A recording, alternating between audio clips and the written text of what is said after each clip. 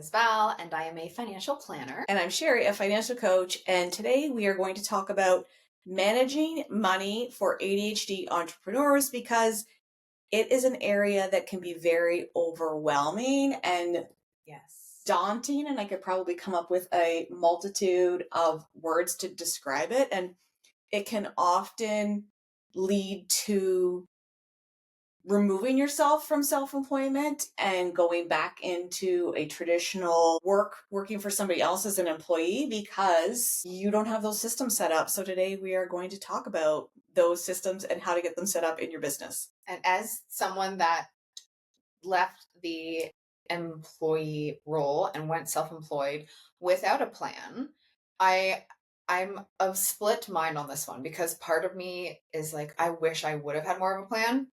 But then the other side of me wonders that if I put more of a plan to it, would my not impulsive decision, but like, would it have prevented me from leaving the bank and stayed where I was comfortable?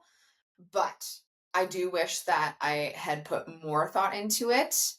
It may not have prolonged me leaving, but it would have created more confidence in where I was jumping to. Yeah, and more stability when you took the leap. And my Yes. experience is that the sooner an entrepreneur can put these systems or a similar system that works for you into place, the better off you will be. Because if you do it from the jump when you start as an entrepreneur or being self-employed, you are going to get ahead of the game when it comes to taxes specifically, because tax debt can be very overwhelming for an entrepreneur, especially if you are in a career or profession that is a higher earning out of the gate. So not something that you necessarily have to build up. So a lot of careers like an esthetician or a Massage therapist. hairstylist, massage therapist, these are often careers that you can come out of the gate making hundreds of dollars an hour, depending on your profession and how you're pricing. So just to put it into comparison, I have a self-employed client who was working with me when she started self-employment. So from the get-go, she actually worked with me years ago and we reconnected just before she went into full-time self-employment.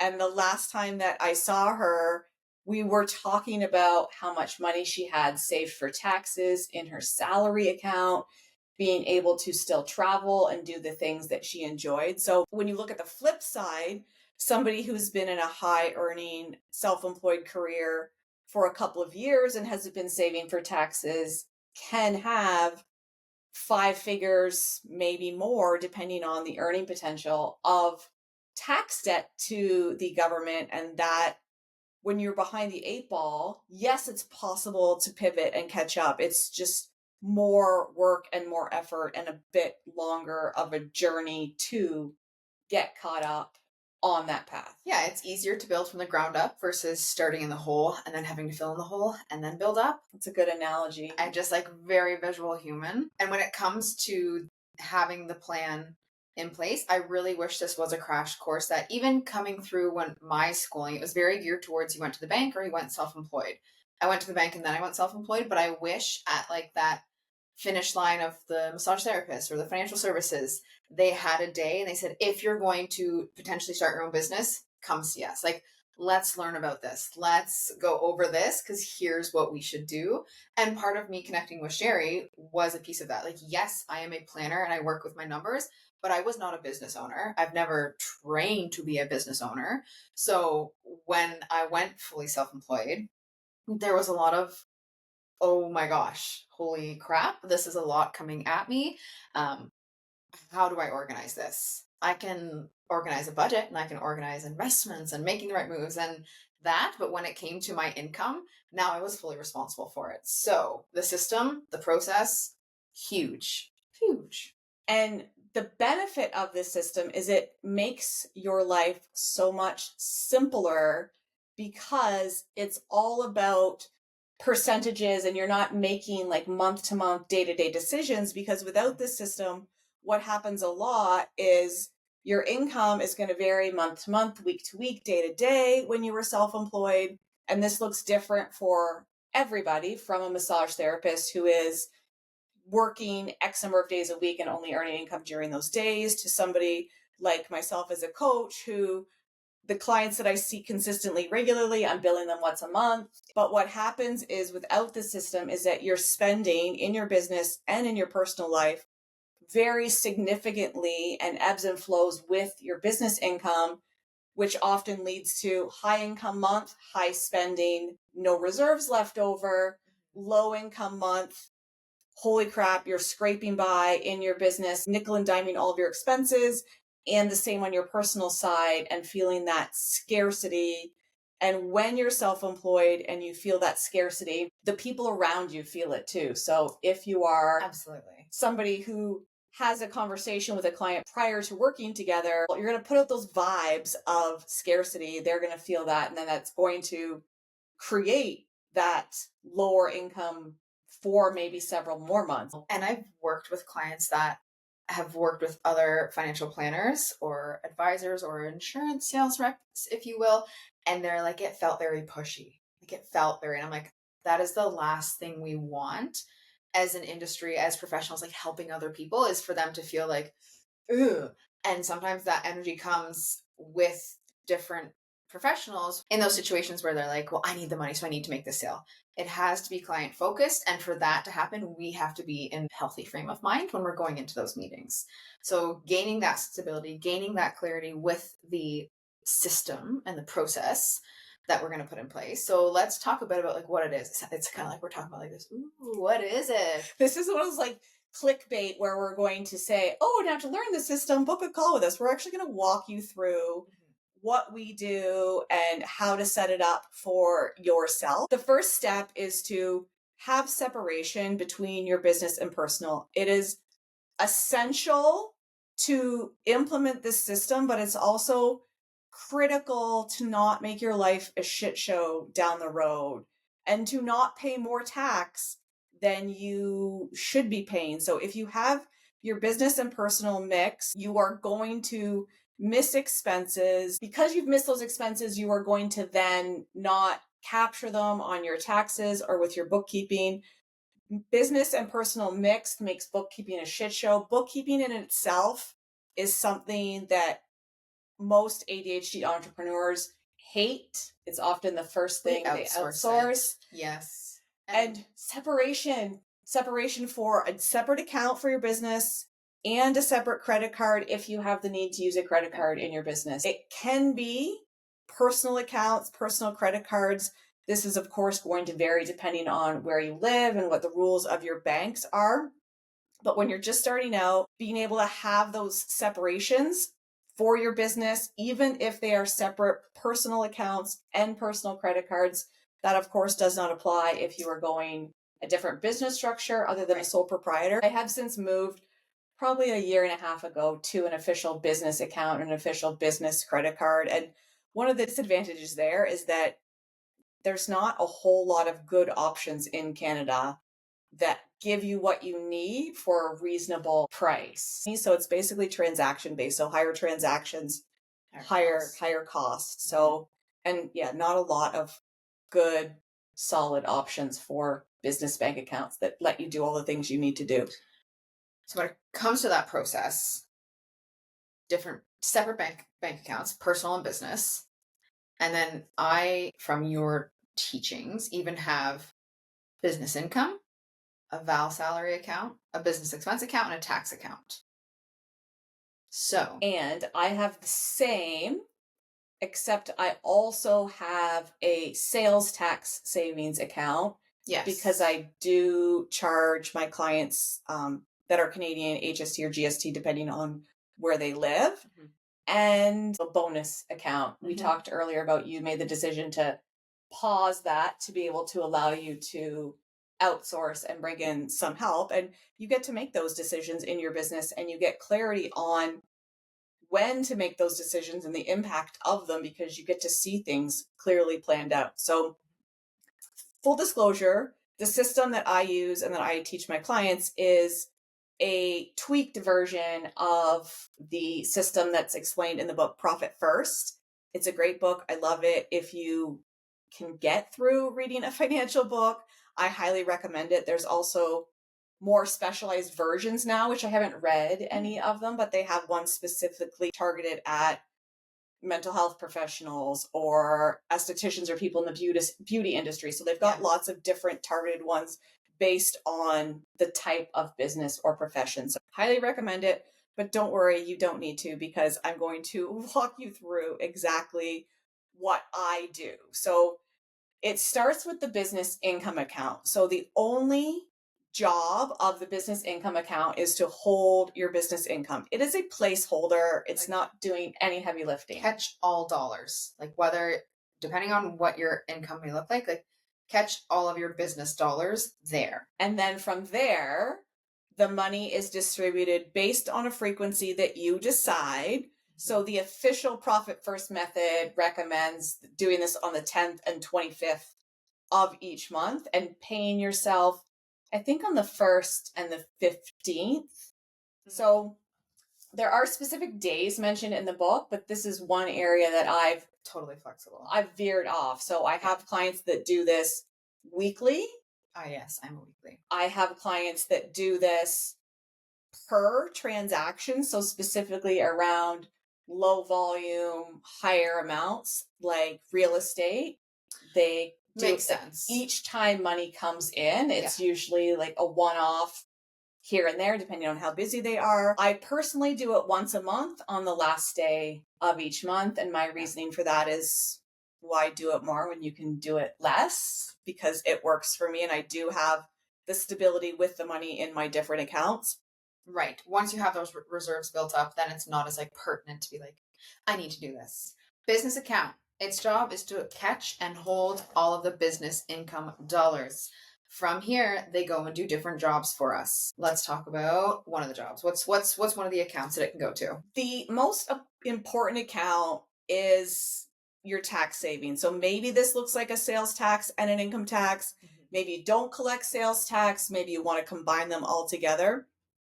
But not having money saved for taxes is one of the biggest things that derails an entrepreneur, because if you are killing it in your business and you have a high income year and you get hit with $10, $20, $50,000 in tax debt that you didn't save, you're going to be crapping your pants and overwhelmed and struggling to, like you said, get out of that hole. And then the very easy answer is, I'm just going back to my job because someone else dealt with this for me. Yeah. And being able to, I shit you not, be excited about getting your taxes done is entirely possible, because my goal with everybody that I work with is to have a little bit extra saved. So if we crunch the numbers and we think we need 22% save for income taxes, we bump that up and we save 25% for taxes. So then maybe you have $2,000-$3,000 extra saved at tax time, and you know you've oversaved a little bit. So then you know when you get your taxes done and you see the amount that you owe, you then are crunching the numbers in your head. How much extra do I have? What am I going to do with that money? And I always recommend that you pay yourself a little bonus into your personal account. So you can be self-employed and still get an annual bonus and a quarterly bonus, which we'll talk about too. But getting excited about taxes is possible. I'm a money nerd, so I'm excited and I like doing my own taxes, but being able to know what the outcome of getting your taxes done and that there's a reward at the end of it is huge. So catches in the business income can go into, or some of it will go into the income tax account.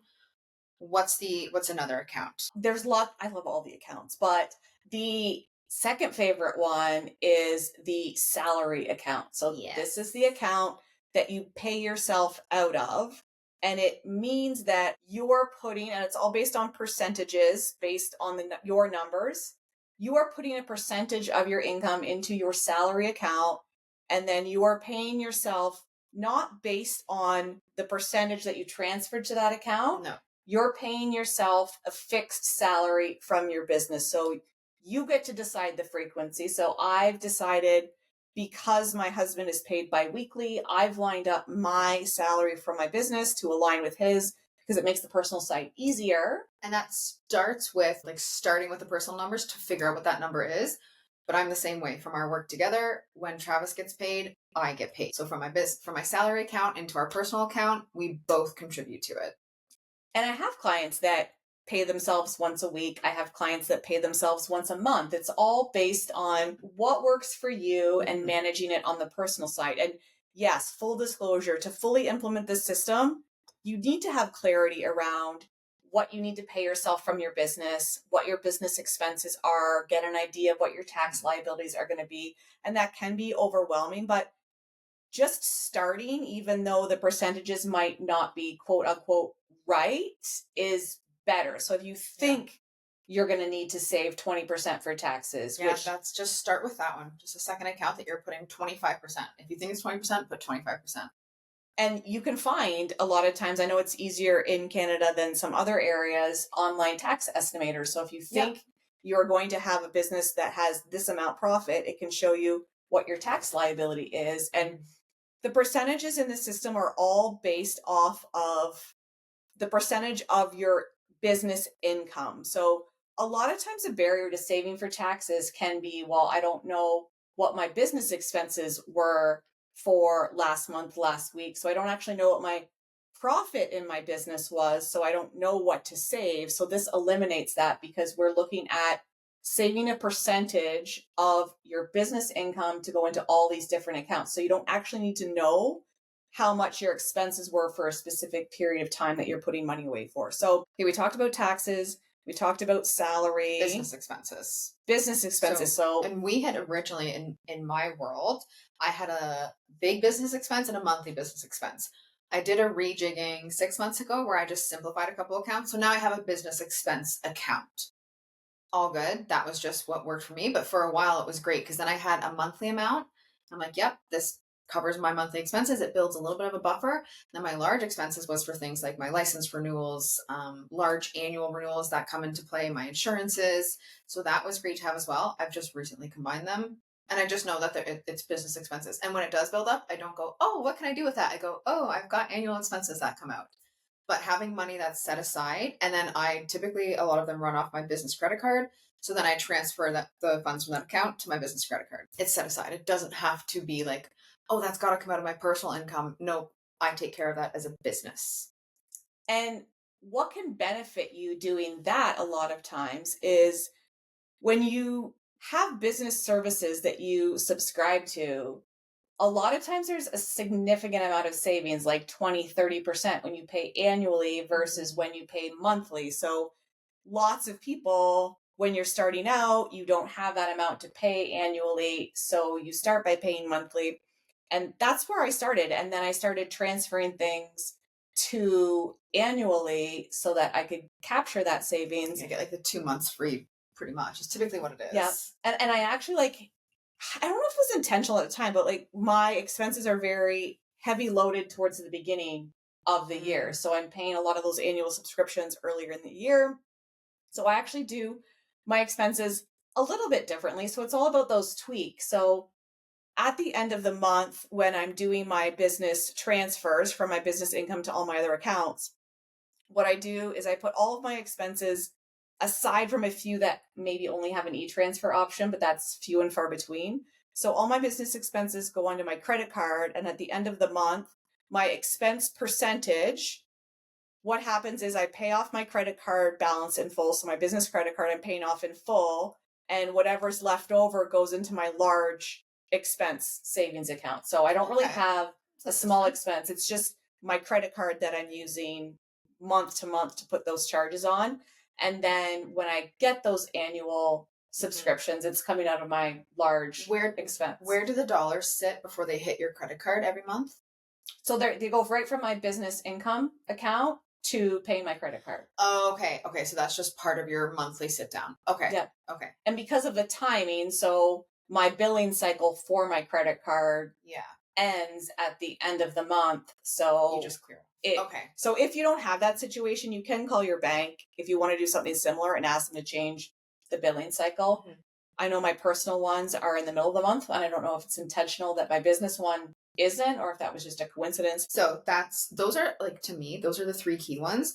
The bonus account was also really cool. I, in the last year, took away my bonus account, which was, it was like 5% of every dollar I earned went into here, which was awesome, because then I was like, oh, every quarter, Sherry's like, do something different, use it for something exciting.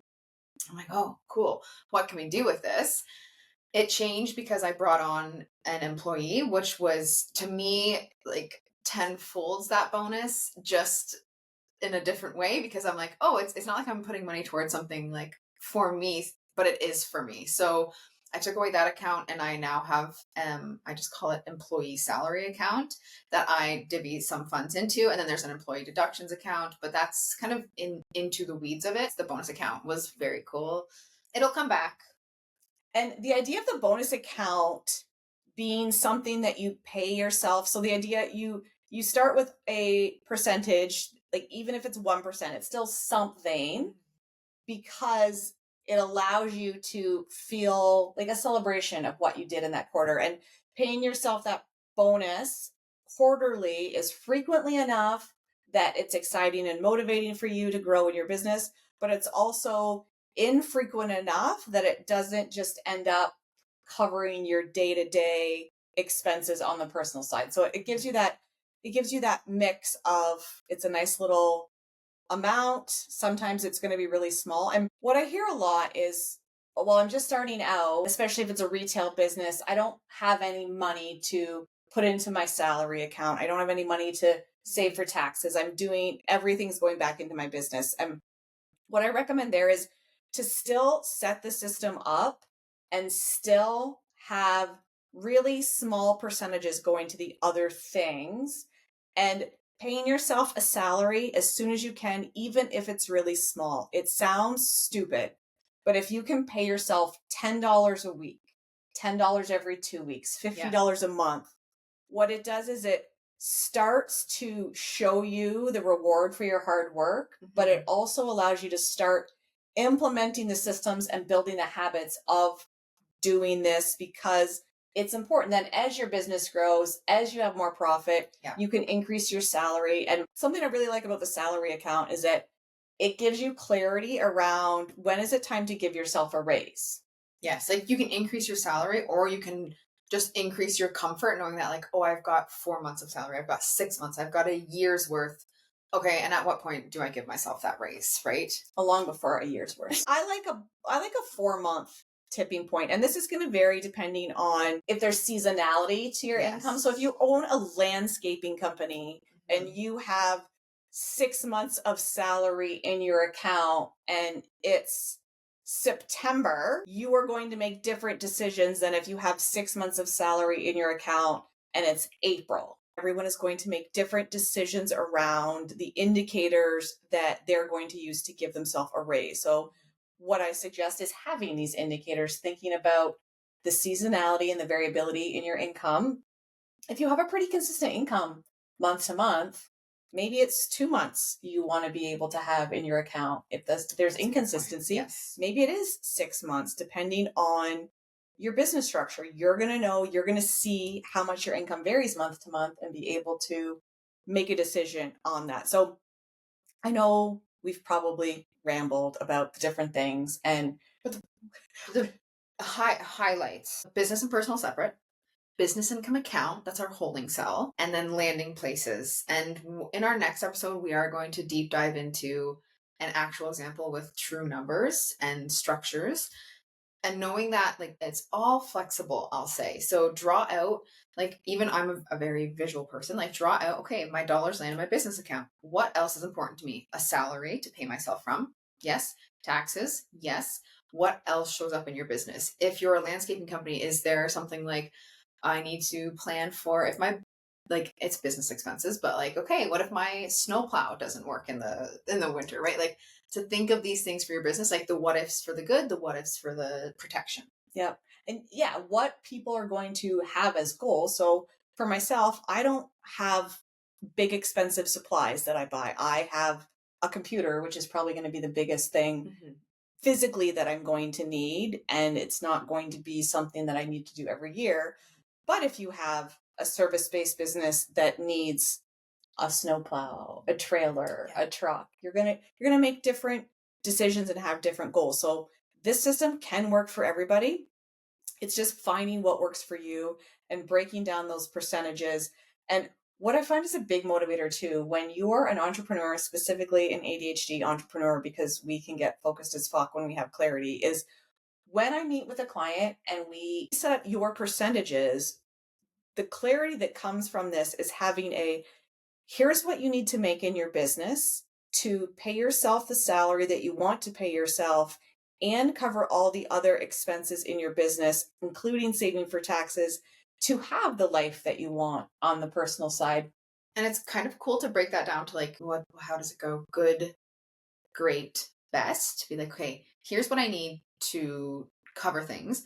Okay, if I want to have a full-time staff, here's that next level, and here's that next level of like my ideal income versus like my needed income. Yeah. So to bring that clarity and like help bring that vision to life instead of being like, oh, I want to make 6 figures. Okay, why do you want to make 6 figures? And where is that 6 figures going to go? Because that's like a big flashy thing. So to really tailor it to your life. Yeah, and to be able to have those different goals from the personal side. So that's often how we start. So what are your necessities and what does that look like from a business income perspective to cover?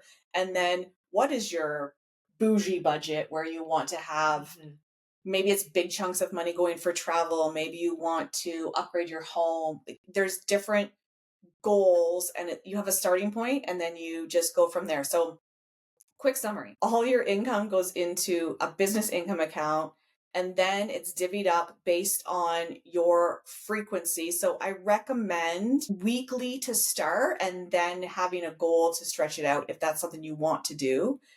So the money goes into a salary account, an expense account, a profit or bonus account. Did I say taxes already? Not yet, but it's okay. And a tax account. So, or maybe a sales tax account and an income tax savings account. Okay, so in the practice of full transparency, here is the exact percentages that I do. So I save because I don't have a lot of business expenses that are Canadian based. So I'm not charged HST or GST on a lot of them. I decided to kind of oversave in my sales tax savings account. So the first thing that I do is I save 13% of my income. And then what is left after I take off that 13% is then what I distribute to my other account. So it's a little different. So I'm currently transferring 59% to my salary account, 17% to my business expense account, 4% to my profit account, and 20% to my income tax savings account. So heavy on the salary because I have a low cost business because I'm a service-based business that doesn't need a lot of fancy things. So mine is, I like my even numbers. So I do 40% to salary, 20% to business expenses, 20% to taxes, and 20% to employee salary. So I took my tax savings down when I hired an employee because I knew my expenses were going up dramatically. So it's like 40, 20, 20, 20 to make our 100. So then my percentages probably gave you a little tweak, but I know you also use a calculator where I just take the number and I just divide it by 20 and then anyways. Yeah, probably not surprising that I have a spreadsheet and every month at the end of the month, I plug the exact balance in my business income account and it spits out based on the percentage what the specific amount that I need to put in each account. And so it's easy. To be fair, I lived off of your spreadsheet until I just got a bit more comfortable just being like, I can remember these numbers, but my training wheels were your spreadsheet to be like, this. Yeah, perfect. So. And I don't make huge changes, but I make changes based on like little tiny numbers. So you're like, I'm going to put 2% over here instead of that. Yeah, 2% here, 2% there, an extra 2% into your salary account, an extra 2% into your tax account or your bonus account. Living.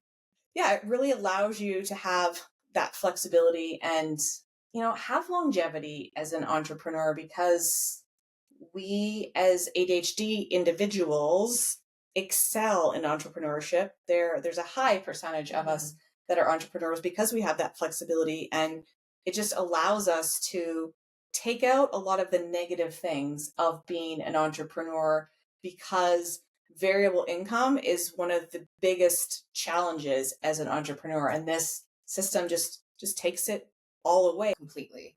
But if you think of the variable income as a roller coaster, it just gives it a bit more of a plateau. Yeah.